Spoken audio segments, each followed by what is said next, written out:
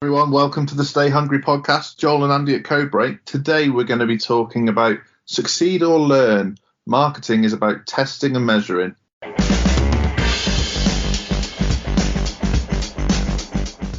Andy, how you doing? I'm doing well, Joel. Well, testing and measuring sounds sexy. Everyone loves testing and measuring. I suppose it's one of those boring but important subjects because, we had a kick-off meeting with a new client this morning, and they're, handily enough, they are a numbers-driven business. So we talked about the importance of numbers in testing and measuring, which they found a refreshing change because they've never had a marketer talk about numbers before. So, well, yeah, ironic. exactly that. Right kind of numbers. So I think kind of a fallacy in the marketing world and a problem you see is rather than testing and measuring and being honest with their clients, a lot of agencies and marketing companies and whatnot will pick the best number and report that month. I think you're being very generous there, Joel. I'd say many marketers, they don't talk about numbers at all. Well, maybe, but if they do, they just pick the best one and polish it up. And the reality is, I'm quite comfortable saying to a client, not everything we're going to do is going to work. We know the direction you need to go. We know what we need to do, but not every element's going to work. And we need to test and measure to make sure we're getting things right. It would be like somebody interviewing to be the New England manager and saying, we're definitely going to win every game. It's just not true. Yeah, that's never been true. I don't even know anything about football. Perhaps that was a bad example, but you see my point. Shrewsbury. No, they definitely a bad example. Yeah. All right. Didn't they get lose 2-0 to some I'm going to make you feel really bad kids now. Team at the weekend or something. I'm going to make you feel really bad now. The manager's back in hospital, Andy. So you just sod off with your non-football knowledge. Is that why you lost 2-0 to the junior under-10s team at the weekend? Yeah, that's why we lost 2. Who was it? Fleetwood or Wimbledon? Yeah. No, was that the week before? It was Fleetwood. I'm fairly impressed that you know that. I didn't even know Fleetwood was a town, to be honest.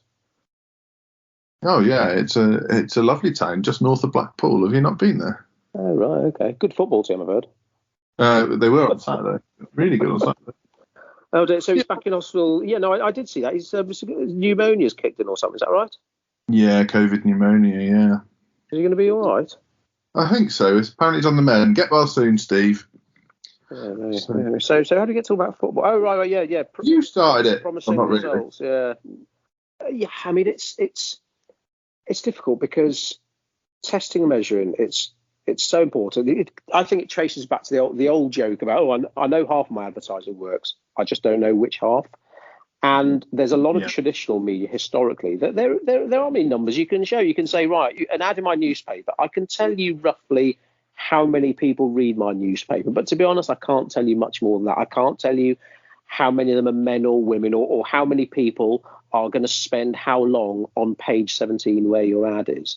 But now with online marketing or the proliferance of online marketing, there are, especially if you use social media marketing, Facebook marketing, there's so many numbers you can drill down to. But like you say, not everything is going to work. And marketing is an investment. And you can either go with a good investment firm or you can go with one that's brand new or is pretty shit at what they do or don't charge enough to employ the right sort of stuff. So your investments aren't going to work for you as well as if you'd gone with another firm. And for me, it's the same with marketing. You make that investment, and if you choose the right company, those investments will yield you more profit than loss, and happy days. A tougher one there, Joel. Couldn't have said it better myself. So something we come across a lot, and it's a huge trait in marketing, but also in sort of SME business, is people that are so adamant that they have all the knowledge they need, or they're so adamant that they're right, that they keep doing the same thing, expecting a different result. What are 6 words that will kill any business? We've always done it this way. You must read my blogs. How many times do we see that? It's like, well, I know we've talked in the podcast before about, I think his name was Richard, that insolvency practitioner guy used to turn up with an ostrich puppet. and he'd talk about people who bury their heads in the sands when it comes to their finances.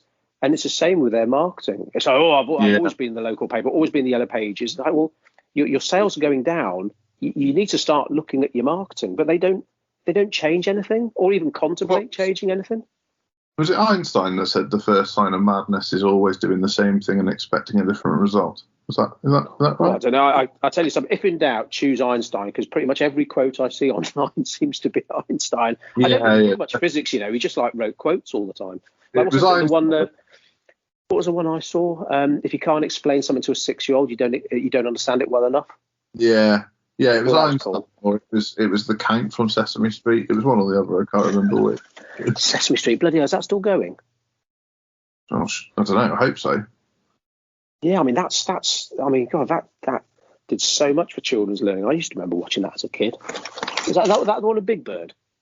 Yeah, Big Bird, Snuffleupagus, the Count, Oscar the Grouch, Bert and Ernie, Elmo, Cookie Monster. Bert and Ernie, is that the Muppets or is that Sesame Street? Sesame Street, definitely. The only one that crossed it was Kermit the Frog. He was in the Muppets and Sesame Street. No way, didn't know that. Who's the one that lived in the bins? Oscar the Grouch. Yeah. Tell you, we're having another diversion, aren't we? Well, I think you're giving people an insight into my weird mind, that's for sure. If you get me on kids' telly, I can recall all sorts of random stuff. Yeah, well, I tell you something, I didn't know about Kermit, that's for sure. Yeah, he was the weather frog on Sesame Street, and obviously Miss Piggy's loving the Muppets. You learn something new every day. Yeah, I'm glad. If you're tuning into this podcast, you're welcome. It is actually beneath it, but believe it or not, beneath it all, it is a marketing podcast, and we're talking about statistics, sexy stuff. Well, speaking of statistics and numbers, a client of ours have just launched their own podcast, and they're accountants, and they wanted to call their podcast Double Entry. So we've done well to avoid that scenario. It's not often I'm lost for words, John. I just wanted to really get that in on our podcast. What do we say? We don't just promote businesses, we protect them. I think that was a good bit of protection there, Joel. You go, we went from Sesame Street to Double Entry in the space of 30 seconds. Anyway. Somehow, this particular thread got started because we were talking about people who carry on doing the same thing and expect different results. I have no idea how we got there, but yeah. So it's a really common trait in a business owner, I think, because chances we're all are stubborn. Well, chances are they're control freaks and they're stubborn, yeah. And I mean, I've been trapped in this cycle before where you basically keep doing the same thing but working harder at it in the hope that it will pay off. Like everyone tells me Facebook's brilliant, so I must do Facebook, and they got no clue whether Facebook's working for them. They're paying some person to spend hours a week doing Facebook posts, but I'm not going to pay for ad budget as well. So it's like, well, you're ice skating uphill then, aren't you, mate? But they don't know any better. They do 7 posts, that doesn't work. So they do 14, that doesn't work. So they do 28, and it's like. And then they do an Albert Einstein quote that resonates really well. So they do nothing but post Einstein quotes every week. Yeah, then they record a podcast and start talking about Sesame Street. Absolute nightmare. Yeah, but it's hard. I mean, business owners, we wouldn't go into business unless there was a bit of control freakiness in us, and it's hard to admit that something hasn't worked. To say, right, yes. I chose to invest in newspaper ads, and I'm not stupid enough to think that one night in the paper is going to revolutionise my business. I've committed to a 6-month run in the paper, 1 ad a week, every week for 6 months. Nothing. I used a call tracking number. The only call to action was to telephone that number. No calls. So it hasn't worked. Not many people, well, to be honest, not many people would do it that way anyway. It wouldn't be that accountable. But not many people would turn around and say, hey, I tried it. It didn't work. I'm going to need to try something else now. Yes. I think particularly in Britain, admitting your failures is quite tricky. And actually, one of the best things you can do for your marketing is keep track of your failures. Well, we could talk another quote now. I'm definitely sure this wasn't Einstein. Is it Michael Jordan that he's talking about failures and missing hoops, or Wayne Gretzky? I miss all of the shots. It's definitely not an ice hockey one. Is he the ice hockey guy? Yeah. I miss 99% of the shots I don't take or something. Yeah. Oh no, there's definitely a basketball one. Bloody hell, right? That's going to bug me now. I'm going to Google. You carry on talking, Joel. I've got to Google it now. Or you got Google up there? Roughly, yeah, I'm pretty close. Michael Jordan shots quote. Yeah. I've missed more than 9,000 shots in my career. I've lost almost 300 games. 26 times I've been trusted to take the game-winning shot and miss. I've failed over and over and over again in my life, and that's why I succeed. I failed over and over again in my life. That's all right. We need to remember that one, Joel, because we'll probably. That's a good one, isn't it? Worth looking that up, to be fair. Yeah. No, not just a pretty face. That's exactly what I'm getting at, is that we know so many people in business and so many people in marketing agencies that just keep peddling the same shit and expecting a different result. And you've just got to sometimes take your emotions and your intellect to an extent out of the situation.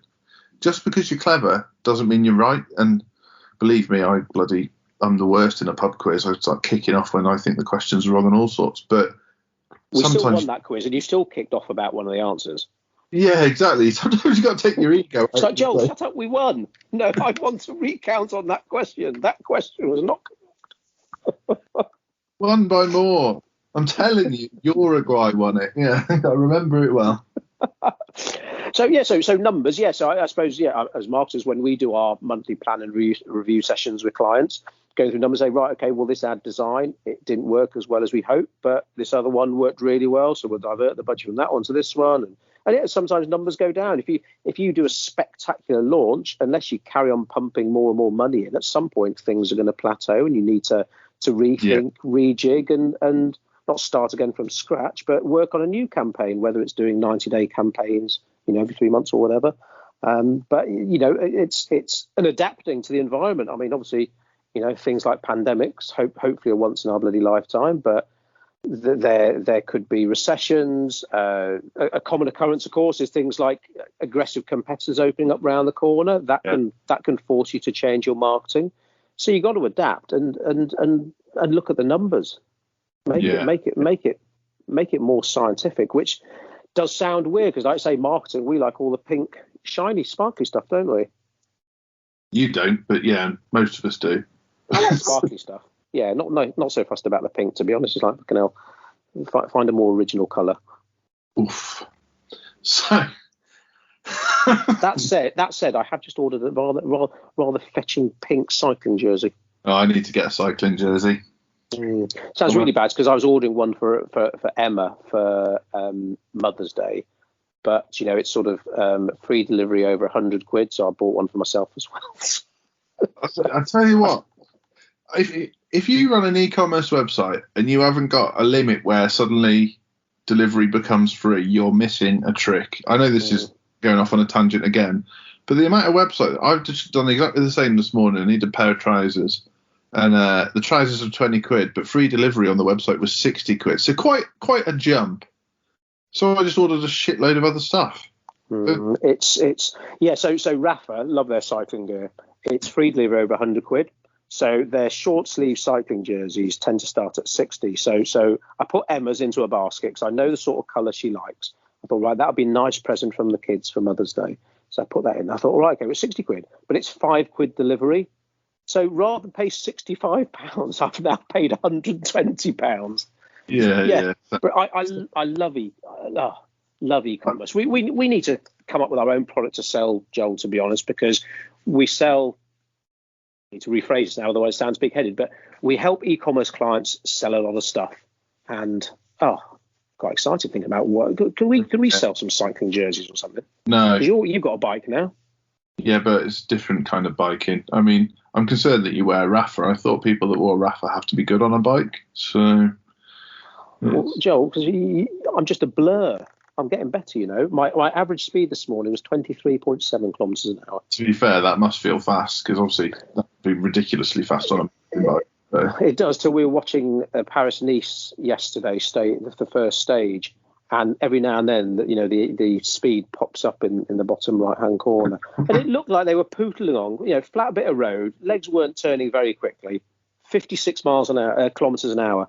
Bloody hell. Of course, bloody hell. I mean, watching the Tour last year, holy shit, when they're going down the Alps, like, reaching sort of 90 kilometers an hour on a bike, it's, oh, goodness me.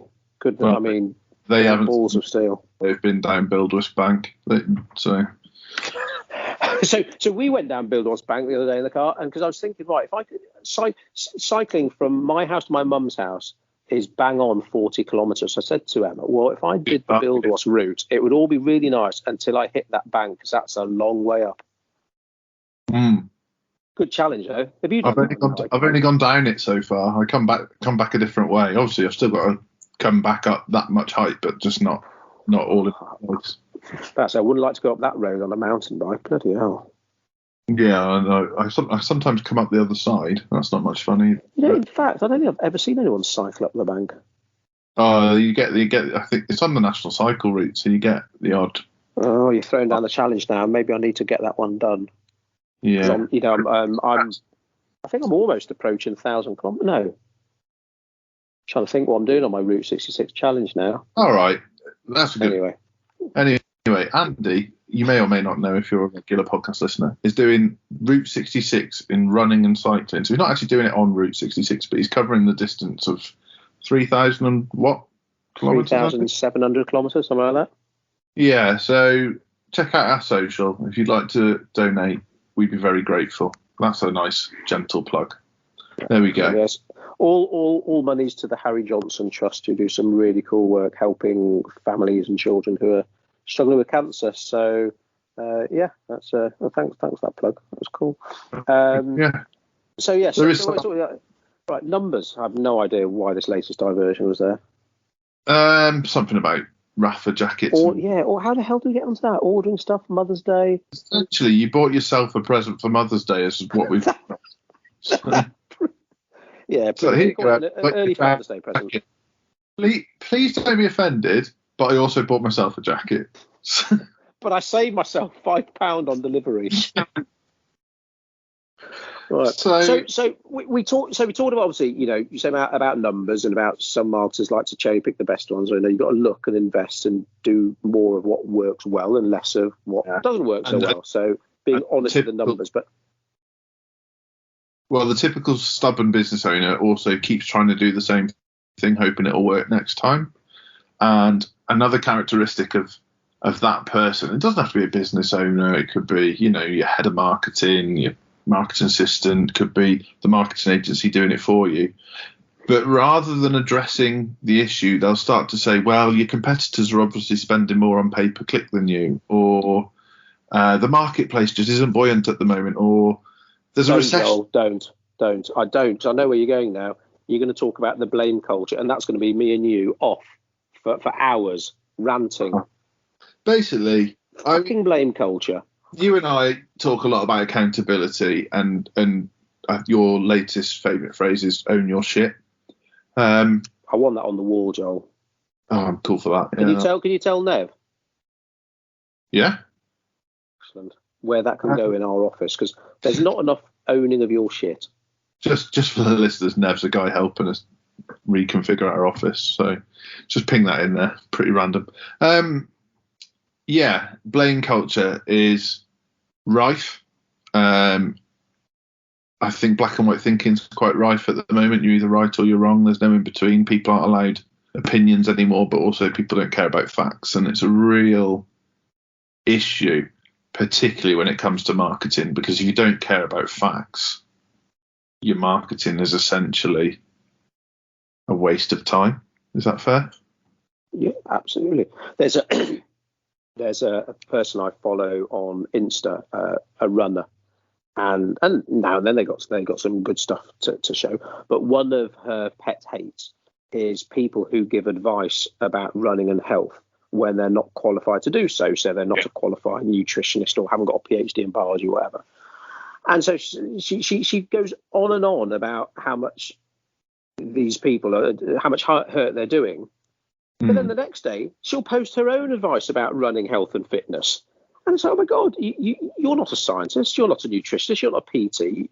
You're literally just doing exactly what you hate. And other people, so this, to blame people for something about whether it's not using fat, and then to do exactly the same yourself. Yeah. It's like an epidemic or a pandemic. Not a global pandemic though, Joel. Well, why not? Because if it's a pandemic, it's global already.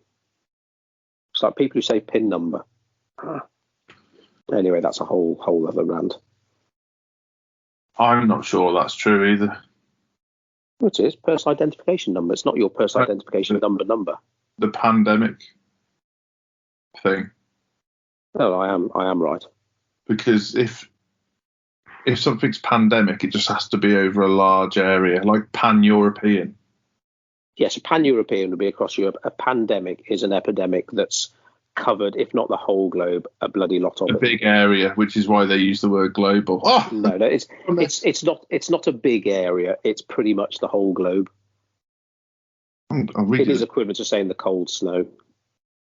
Look, we've had enough arguments about semantics today. Oh, we definitely got to get a podcast in about unnecessary words, because that's a hot topic for us at the moment. There's so much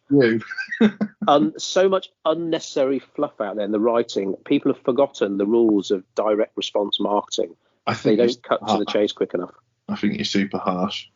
You think so? Yeah, super harsh. I think we're literally sitting on a gold mine, Joe. I think people don't.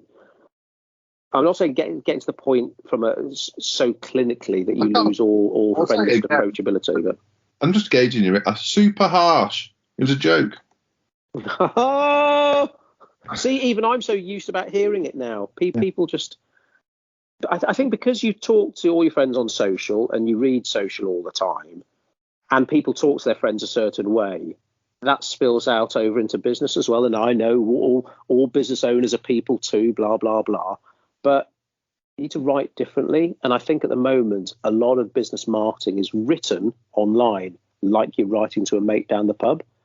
And what I'm saying is there's a bit of a line between being friendly and approachable, but being so fluffy and the overuse of adjectives and adverbs, you actually almost dilute your main message. It's like you haven't got enough confidence in your product and service without throwing in all these extra adjectives and adverbs.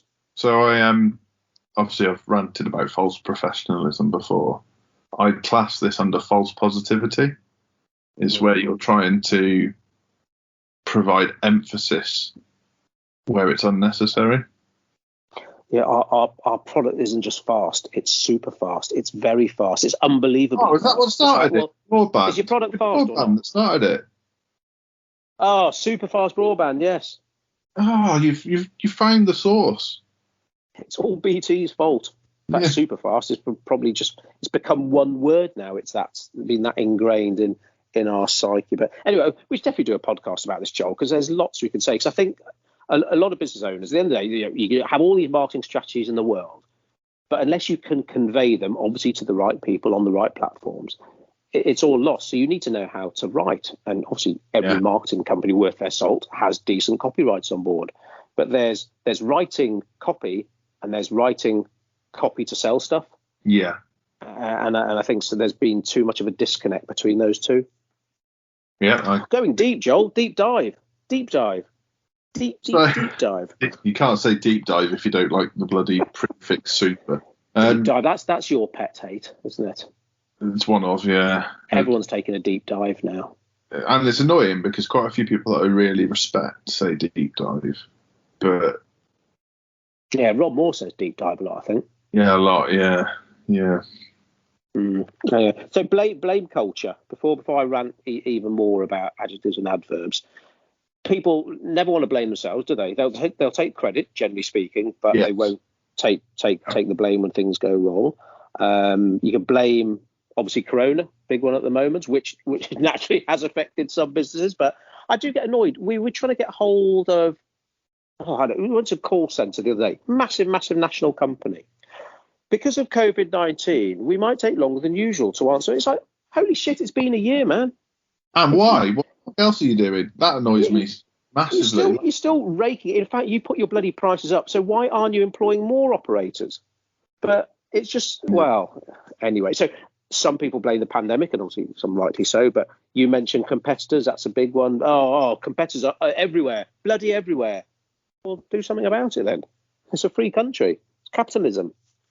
You knew that in Russia. Started. Yeah. Oh my God! Speaking of Russia, did you watch Ben Fogle's trip to Chernobyl? No. What was Oh God, it's an hour and a half. It was on 5 a couple of nights ago. So Yeah. definitely worth watching on my 5. Wow, holy shit! He's allowed access into, I think it's Pripyat, isn't it? The local, the local town in the city. Yeah. But wow. He's allowed into the control room 4 by the reactor 4, where it all went tits up. Okay. Wow. Yeah. Amazing. But then I think that was probably my favourite series last year, Chernobyl. Did you watch it? Yeah, they blamed the Americans, didn't they? Oh God, well, that comes through on this Ben Fogle, like speaking to a couple of the survivors and a couple of the police who worked there about. Obviously, Russia, they didn't want anyone to know. They didn't want to admit that they made this colossal fuck up, and some of the people weren't evacuated for like 36 hours or something, and just to admit that something had gone wrong to their own people, let alone America. Yeah, it was tricky. Yeah. Was it the Soviet Union at the time, I suppose? But yeah. So what? Competitors. I guess the economy. What about people who don't understand? They don't understand that my product's so great. Yeah, well, you touched on this before. Actually, you stole the quote I was going to use about if you can't explain something in 6 seconds, you don't know it well enough, or whatever Einstein said. Yeah, what did he say? If you can't explain something to a 6-year-old, that's it. Yeah. And I think every business is guilty of this. You know your business so well and you're so close to it, you just can't understand why someone wouldn't want to buy from you or wouldn't want to work with you. And then even more galling, you can't understand when they've never heard of you. And I mean, we've gone through this where people have rang us up and said, can you guys sort out my printing? I'm like, bloody marketing company, of course we can sort out your printing. But it's not obvious to other people. That's not their fault.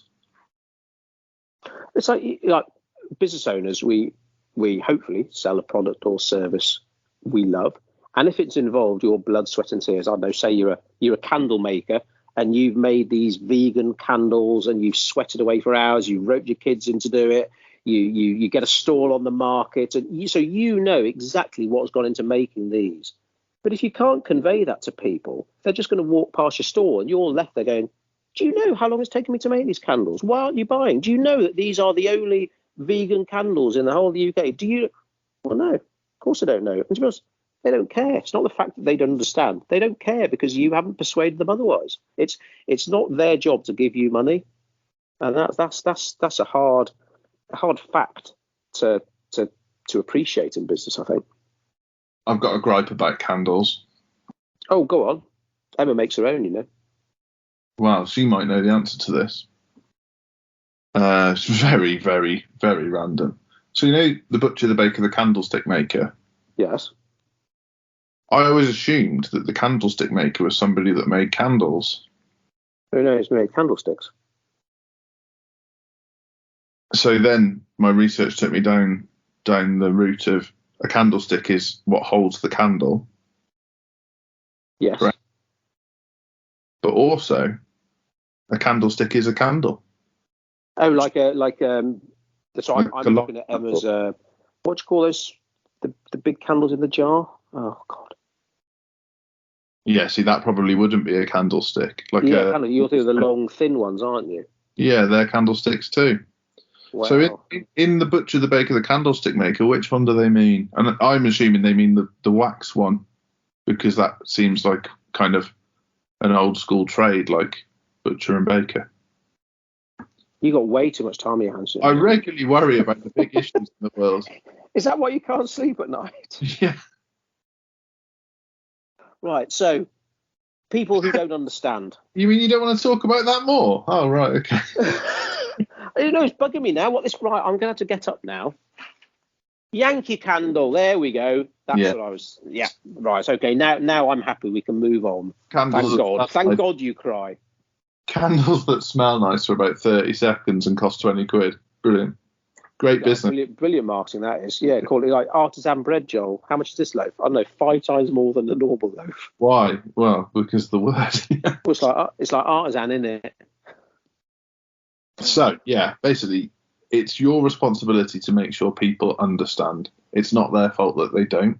And that's the reason that happens is because so many people are too close to their businesses. I think. And what do you say the easiest people to blame? You think it's easy to blame competitors? I don't know. Say some, a competitor opens over the road and undercuts you in price, because we know that happens. That can kill off a business. That's an easy one. The government take a lot of stick.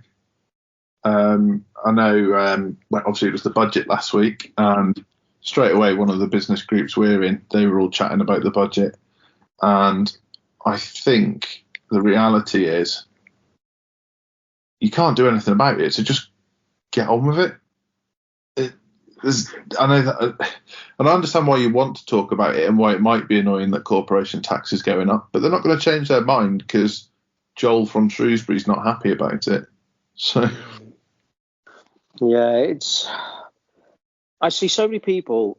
I'm not wasting time. I can't tell people what to do with their time, but they're having these kind of debates on LinkedIn or whatever. And of course, a healthy debate, and that's maybe how some people's opinions are made or changed. But generally speaking, it's like, well, have you got something better to do? Like you say, oh God, I don't want to pay any more corporation tax now. Of course I bloody don't. But if the government put it up, well, again, we talked about capitalism. We do live in a democratic country. People voted these guys in, and there we go.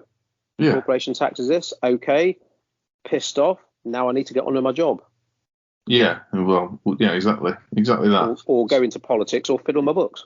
So that's, well, there's only 2 other options. I was going to say, please don't do the last one. The other 2, don't mind. If you go into politics, it could be quite funny. So probably too late now, isn't it? I think you'd be very angry. The world would be a better place, I think, John.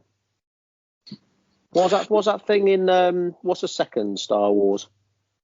Attack of the Clones?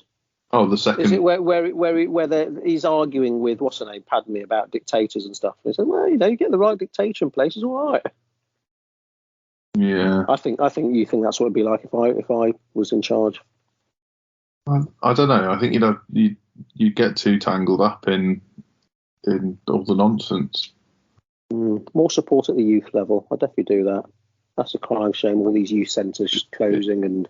Yeah, I don't. When I see youths hanging about, that bothers me. You drive through an area, an area that doesn't look like there's much money going around, and kids are bored, and Anyway, it can't be a political podcast. I'm sure there's enough of them out there. Yeah, right. So we've talked enough about why people get this wrong, but. Kind of, what's the point in testing and measuring? What do you gain from it? Make your marketing go a longer way, more effective. I think there are certain social media. Well, to be honest, probably all social media that want you to part with as much money as possible. So you might get sexy little stuff pop up on your business social media saying, "Oh, if you gave us just £20, we can put you in front of 20,000 people." You think, oh, bloody hell, that sounds good. But you gave us 20 quid and we'd be able to put you in front of 40,000 people on that platform. And that cost per click is an important number. So you might be happy that you've reached 20,000 people, but I assume you'd be happy if you could reach 40,000 people for the same amount of money. So I think there's sometimes a danger that your marketing's going well because your sales look like they're on the up and you can sort of link the two, but you always want things to be better. You don't want to do the bare minimum. So I think no matter whether business is shit or going really well, your numbers are always important. And again, you do more work what works best and less of what doesn't work as well. Yeah.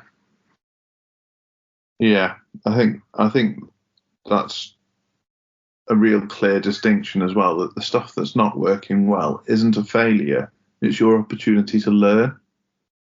And what you might think is your target audience pans out, aren't very receptive to the language that you're using, or aren't very receptive to the picture that you're using. And so there's a real learning opportunity there to make sure you don't make that mistake again in the future. You don't be a stick in the mud.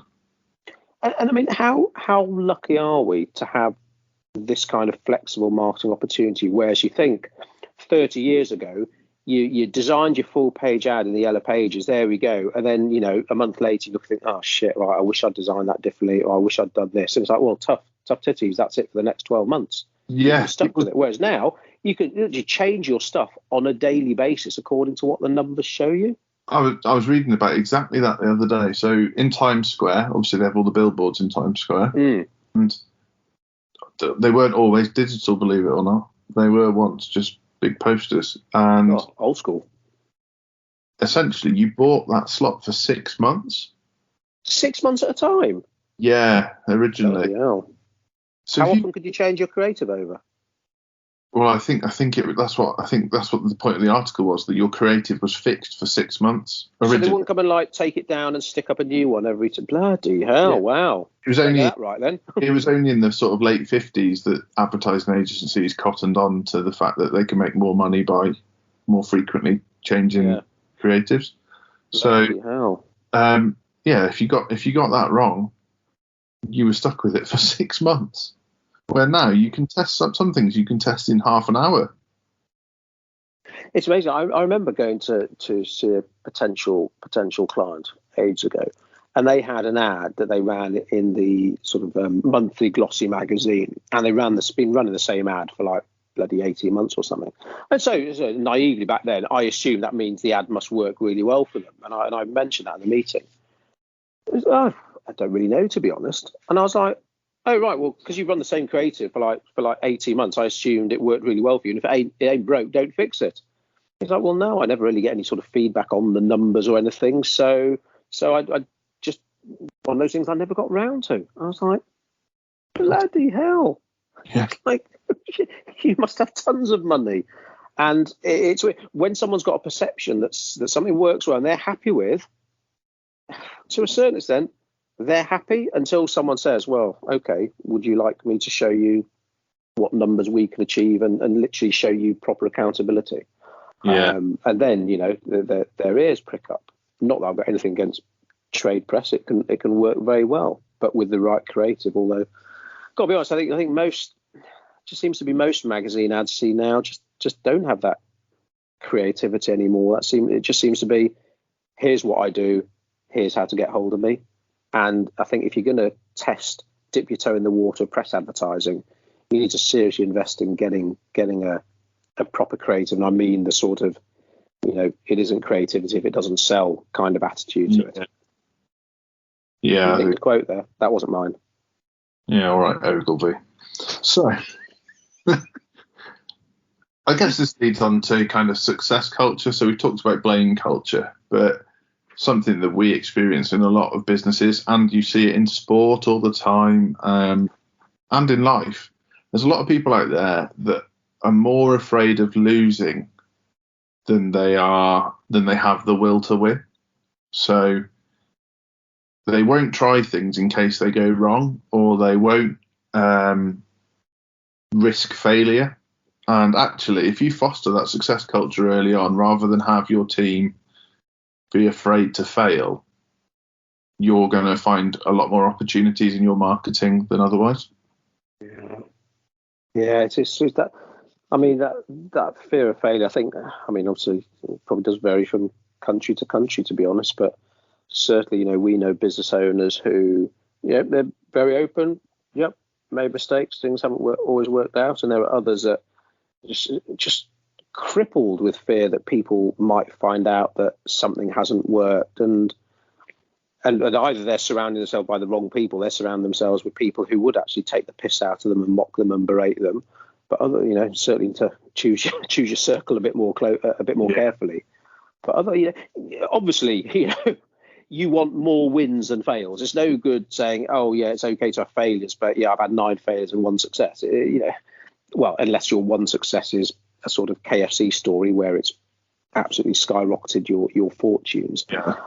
But it comes back to what we started this podcast about investments, and some investments will get you a profit and some will lose you money. But if you've made the right decisions, done your due diligence, chosen the right partners, your sound investments will way overshadow the losses.